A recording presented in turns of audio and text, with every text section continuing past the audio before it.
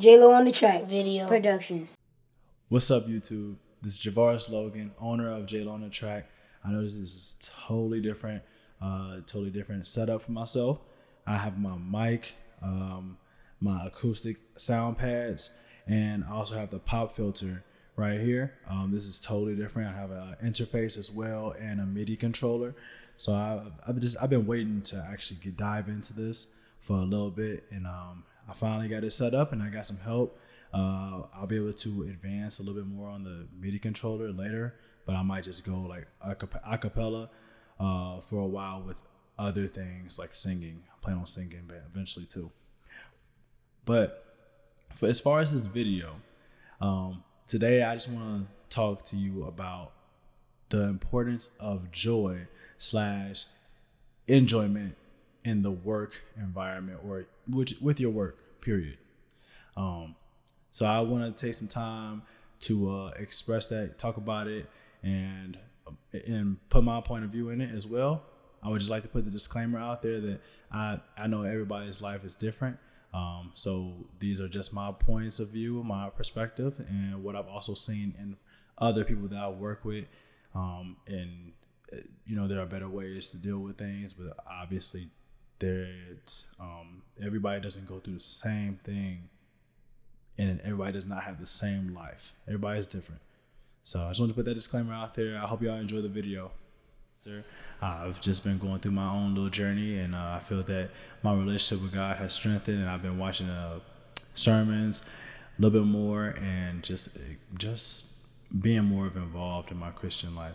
So I'm not trying to push the agenda that I want somebody to be Christian. I'm not trying to force your religion. I'm just speaking on this. This is relevant to what I'm going to talk about. So let me get my little notes right here. I wanted to start with something that Pastor Steve Furtick said from Elevation Church. They're online on YouTube. Check them out, of course. So he had used the Bible verse to start, and that was Hebrews 12:2 in the King James Version, where they was talking about looking unto Jesus, the author and finisher of our faith, who for joy that was set before him endured the cross. Pastor Furtick said it was just as painful, but because of purpose. And then went on to say, you understand it's very different to go through pain with purpose than pain without purpose. The question today is the job that you're working at causing you pain? Now, through the stress and everything that you consume throughout the day, like throughout every day, the stress from the job, the reluctancy to be done at work, all of that, is it a result of from the pain that you felt at work? And I'm not just talking about physical pain, but maybe you feel some emotional pain at work, which is causing you to not have joy and not, have the enjoyment, and you're going home essentially pissed from the fact that you were, feeling that at work. The other question is, do you enjoy where you're working at? See, now you got to think about that, because you might be letting the boredom, the stress, the pressure, and even more get to you, that's making you not enjoy the job where you're working at. Yes, first of all, it could be like, why did you even take that job if you knew you weren't going to enjoy it? So that's why it's important to go into the job thinking to yourself, can I enjoy this job before I even take it? Sometimes you just need to take that step back and think, before I go into the situation, how is it going to benefit me? Am I going to be happy? Am I going to have some enjoyment? Or am I just going to have entitlement and not be enjoying it at all? That doesn't make sense. It does make sense because some people will just chase after money, but it doesn't make sense at the same time, because, that happiness has to be established. Otherwise, you're going to be walking around like a grunt the whole day, looking very grumpy. My bad, not grunt, but like just looking grumpy the whole time. And that's just not a good look. Visually, it's not appealing as well. And it's not going to be appealing, especially for if you work at a job that you are always dealing with customers and you have to be answering the phone and they can hear it in your tone. Or if you are face to face with someone, it's still going to be the same thing. They still can hear your tone. Some people are oblivious and they don't hear it, or they choose to ignore it. They don't see it as well. But there are other people that will see it, and that is not a good look for you. Now, realistically, that you might have had to take that job due to the fact that COVID, gas prices. Within the last 2 years, maybe those things and inflation has caused you to take a job to where you're like, I got to take anything that's on the table right now because there are very limited options of where I could work and I need the money, and I lost my job because they had to lay people off due to the pandemic, or any other situation that may be relevant to that. And due to the gas prices and all that and money going up currently right now, you might put yourself in that situation, or might be in the situation to where you have taken a job that doesn't provide happiness and enjoyment for you, but if you're getting the bills paid. So you deal with that and you accept it for what it is and just keep it. But you got to find that enjoyment. Otherwise, you're going to be walking around grumpy, as I said, and that will not have you'll bring that back home. And if you're bringing that back home, you may bring it back to your spouse, a pet, son, daughter, child, family members, period. You might bring it back to them, and you don't want to do that. You don't want to always feed back, give them that negative vibe aura that you're distributing to them. So because of that, it is important to have a job to which you can go to and feel that you've made a big impact. You have changed people's lives. You made somebody smile today. You made yourself smile today. You did good by the company. You did good by yourself.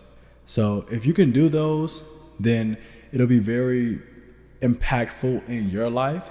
And if you can do that consistently and not just on a one day type of thing, if you do that consistently, you should consistently be able to bring back a more positive aura to your place of record, your home, and basically spread that same positive energy that you've been having all day to the people that you love.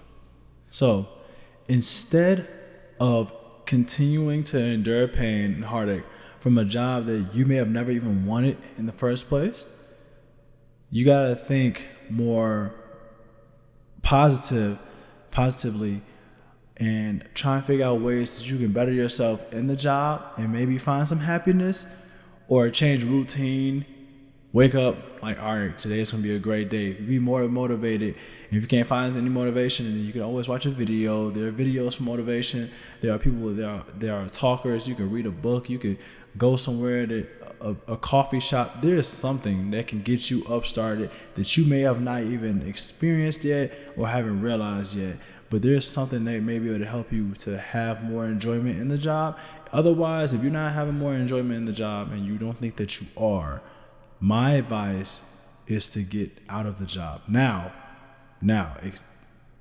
listen, I'm not saying to just get out of the job, quit the job, and then move on with life, go back to the crib, go back home, and just sit at home hoping for the next job. No, get a job. Have another job lined up before you quit your job. You already endured, let's say, 4 months, 4 years at a job that you did not like. So therefore, you should be able to endure a little bit more until you figure out the next job. That job that you're not enjoying, you gotta find a way. You're gonna find a way out if you really want to get out of it, and then go try and find another job. Now, I'm not saying it's gonna be easy. I'm not saying that road is gonna be easy at all. But what I'm saying is it's my advice that you have another job lined up, obviously, because you want to keep income coming in. You know, you gotta have a source of income coming in repetitively, and based on like maybe how your money is or how your expenses are, you want to have that coming in consistently, consecutively. You don't want to have a week where I didn't work. I had to wait a week until I was able to start this next job. Well, that was a week that you could have got paid. But that was also a week that you could have got rest, and maybe you found some enjoyment in being home. So there could be a positive there. But I mean, if your income isn't set up to be for you to be able to take that week off, then my advice is that you have the next job lined up, and you can have a smoother transition. When you are done with that job, you have at least a check coming or two coming before you even get the check, I guess, from the next job. But you have money coming in consistently. So that's my advice on that end. Now, let me tell you about my situation, where I was able to have some enjoyment in where I work. Now, for people that don't know me, my experience is that I went to 3 colleges, 2 junior colleges and 1 4-year, and I was at Tennessee Wesleyan University in Athens, Tennessee. It's an hour away from both Knoxville and Chattanooga, so it's dead center in the middle. Anybody that knows Athens, it feels like it's a very small town. But I'm not here to talk about the city. So I was at a place called Food City. It's a grocery store. It used to be called Buy Low. I had a good experience there. Not everybody does, but I had a good experience there, and I was able to be a customer service coordinator. At first, I was just a bagger. And then I worked my way up, and they allowed me to be a cashier. I came in listed with the title of cashier, but previous to that, I was just actually, at the beginning of that, I was more so just the bagger. And they said that they would give me the transition to working in as a cashier. And then I worked both of those and saw that I was better at being a bagger.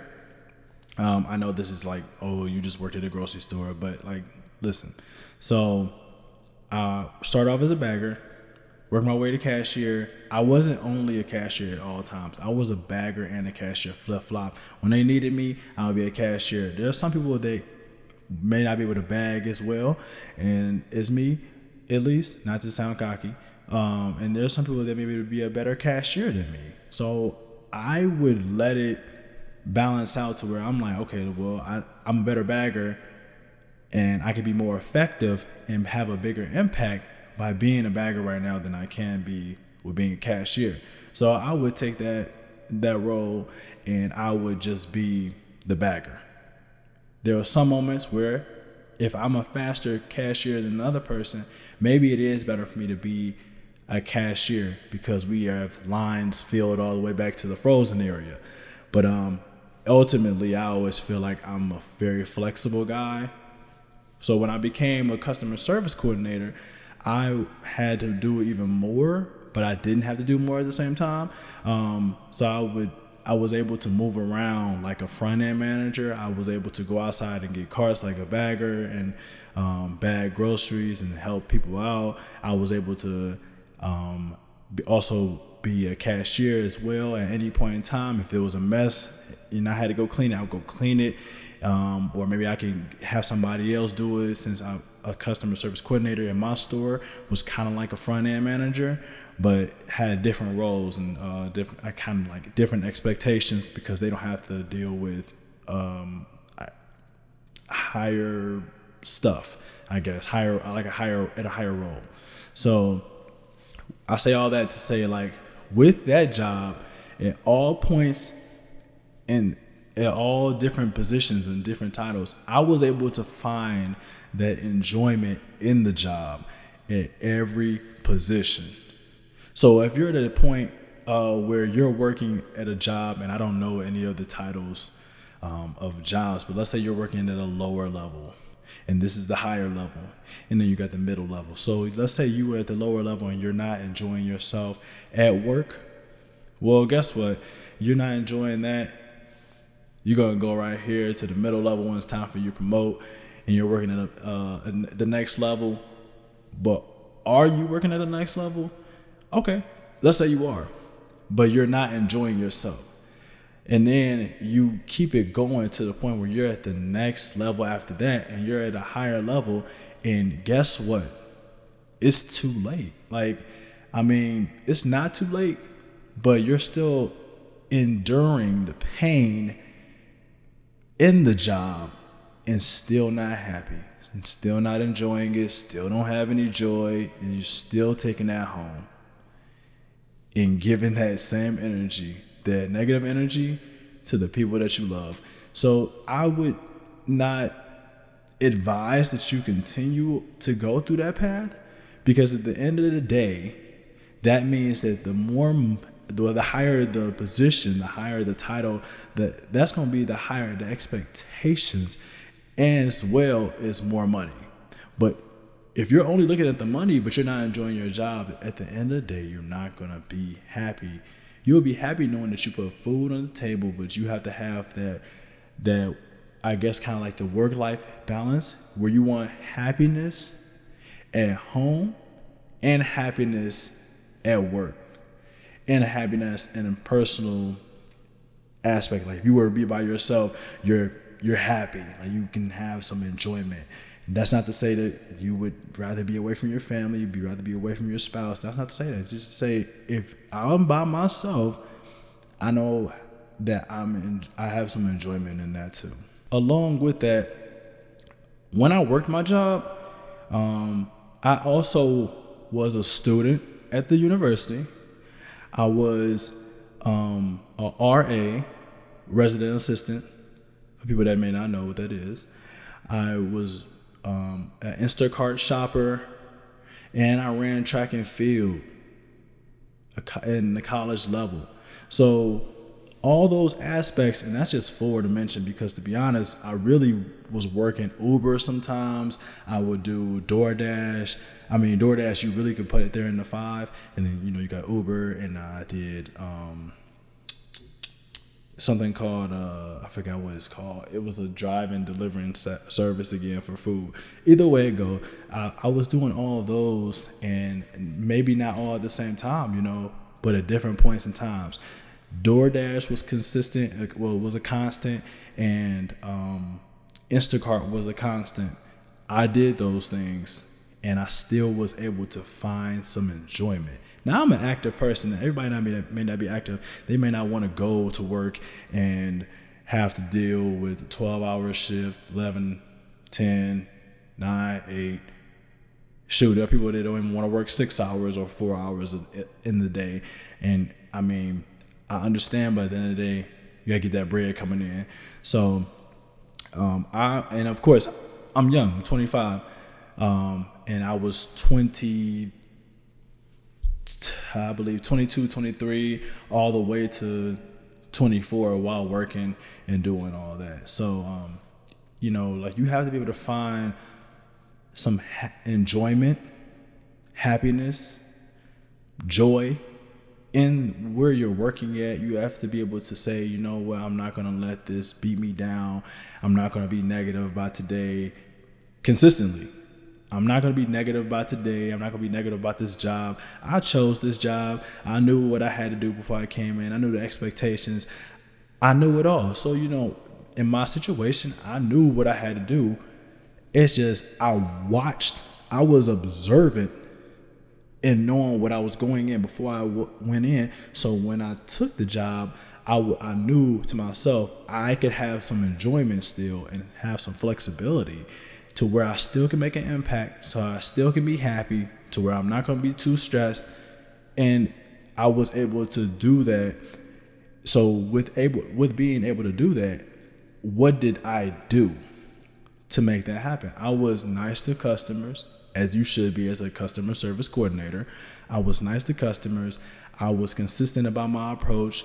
I was helping out where I could. I was being nice to the co-workers, not just saying I was playing being nice. I'm just a nice guy. I was nice to my co-workers. I was making sure everybody was straight. Everybody was good. Are you good today? asking a simple question like, how are you, with a smile, you know what I mean? And I'm just that type of person. But I never really saw myself working at a grocery store. But no, don't knock it till you try it. And I was able to find that enjoyment, and I felt that it was a good job. It was flexible. It was able to give me a good flexibility, and it was it was like an 8-minute walk if I wanted to walk to work. 8-minute walk, 10-minute walk to walk to work. So if something happened to my car, I could always just walk to work. And at a point in time, I did not have my car because one of them decided to break, and that's why I have my Equinox right now. RIP my Ford Explorer. So I was able to still find an enjoyment throughout all of that, working those different jobs, having different obligations that I knew I had to do, requirements that I had to meet, and I still graduated college.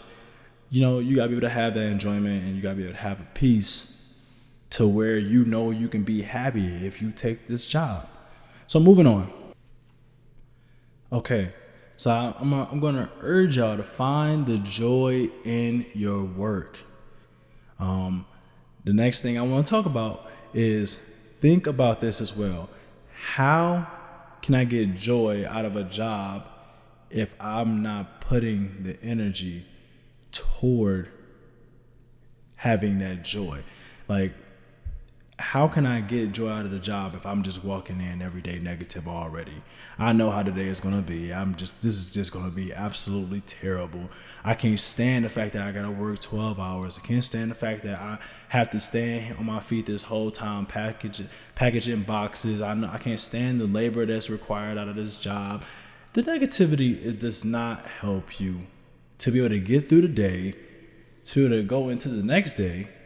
The previous day don't even help just thinking about it.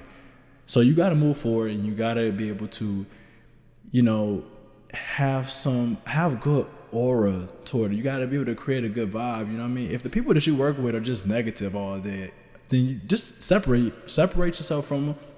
If you can't, find another way to. You could even let them know, like, hey, look, man, you're being negative. Look, girl, you know what I mean, to include both genders, because it's not really specific to one gender, of course.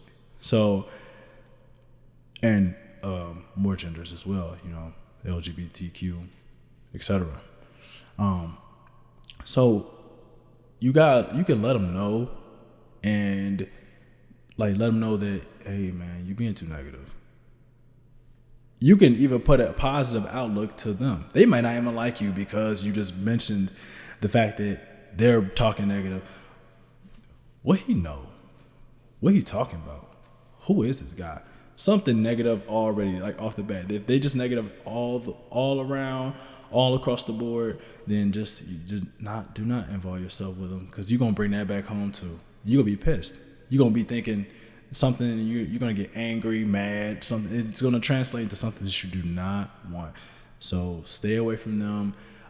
Remember to work towards greatness. Work toward like a goal. Like, you got to have a goal installed, and you got to make sure there's some good substance in where you're working at. You got to be able to make sure that for example, where I was working, you got to be able to make sure that at least me, I saw our general manager, our store manager, working every day. If he didn't have work, I saw that he was coming into work on the days he didn't even have to come in. And he would just check and see if things were straight. And then he would make his way around the store and then shop. And if he didn't need to shop, he would just go. But you knew that he cared about his work, and he cared about his position. He cared about the people. He wanted to make sure that everything was straight in his store. It doesn't just stop there at a store manager.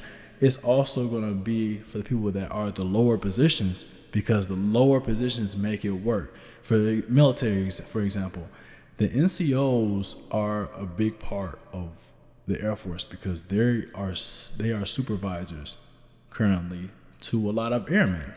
So they help lead the way for better leaders, whether that means that those airmen are going to go and stay the route of being enlisted and work their way up to a higher ranking. or the highest ranking, or they're gonna go officer after getting a degree, and then go up and maybe be in charge of a whole installation, being the wing commander, vice commander, etc.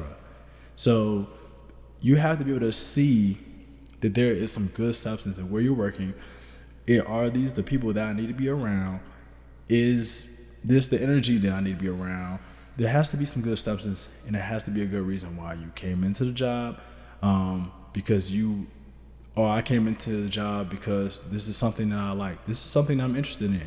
And it's okay if you were interested in something, but by the fact that like you worked at that job and you saw how it was, that you become less interested, you're not interested anymore, you don't want the job anymore, that's fine.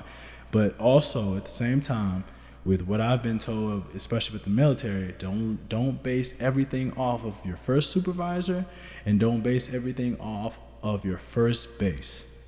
And I can totally agree with that. And I just want to put out there, my supervisor is amazing, and I feel that this base is peaceful. I'm at Ellsworth Air Force Base. This base is peaceful for me, and I'm fine with that. Now, at first, I was like, I don't think I'm going to find as much enjoyment in it. I will have enjoyment in it because I've been able to go to 3 colleges, and I've been able to go in the Air Force and be in BMT and find some enjoyment even at BMT when you're getting yelled at the worst times sometimes. And, you got all these different emotions, these different people around you, these different personalities around you, and it could be a little bit too much. But at the end of the day, like, you can't base that one job that you're at to you can't base that one job that you're at to say, I don't want to deal with this career field anymore. I want to be out. I don't want to do this anymore. It's not, you ended up at one place, and there are probably thousands, 100,000s, 10,000s, millions of the same company that have different substances, that have a better, healthier work life, and they can provide a better work-life balance for you. So the last thing I want to talk to y'all about is how can you, let's just paint the picture. Let's say that you are at that last level, you are at the higher level, the highest level even, and or a middle level, for example, military, NCO, SNCO, airman. But how can you, at the mid-level or highest level, expect people to have great productivity if you are just being mean to them? Like, all that is going to do is make them less productive. In some cases, I guess it could be that you're going to get more out of them. It depends. I feel that in an environment that doesn't have necessarily great substance for people being happy or having a lot of enjoyment in their work, that it will cause the person that is working for you, or I guess that you're supervising, to just have less productivity. Like, they're just gonna make you more mad.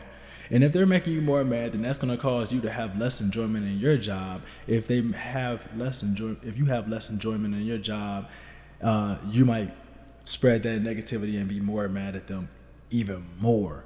But they're trying, or they were trying the first time before you made them mad, and have them produce less. So with that also being said, there's the fact that the person that is even higher level than you, we have the third level to the second, or we have even a third level to somebody that is higher in that same third level. If not, there's a fourth level, etc. CEO to I don't even know the position. I'm not gonna sit here and act like I do. Or like a store manager to an assistant store manager, but or etc. Y'all know what I'm talking about. Y'all get where I'm going. So you could have that higher level member person that can trickle down on you. Like they're like, well, they're giving this person at the first level slash second level is giving less because you're being mean to them. And whether they know that you're being mean to them or not, that still could trickle down to you, because it's like, why is this person producing less? They weren't before. They were doing just fine. But since you decided to be mean to them, and you really made, like, you were urging it, pushing them and pushing the wrong buttons, because you decided to do that, now you done made this person produce less based on the fact that they are not happy themselves. They're not enjoying the job when they probably were enjoying it a little bit more, or already barely enjoying it at all. So now you push buttons to where it is ultimately going to affect you. So, like I said, the higher level member, in comparison to the other person that was supervising the person at the first level, they are now in a position where they're being questioned. What is going on? And ultimately it does kind of trickle upstream and downstream at the same time, because you decide to be so mean and negative because you're not enjoying the job, and maybe you have the most pressure and have the most stress, that you decide to put all that on that one person that's at the first level, when they expect more out of you as the supervisor or leader or etc. of somebody that would have a higher position. They expected more out of you. You wasn't supposed to be mean. You wasn't supposed to be like this. You wasn't supposed to be putting too much pressure on that person. You're supposed to be working as well. So anytime that you are getting mad at somebody, think about if you had to do it, or are you even doing your job at that next level? Are you doing it correctly and efficiently? Do you have the good leadership skills in order to teach and direct the person that's at this lower level? Are you doing that right? So if you're not doing it right, then it's probably time to, make an upgrade, make a change.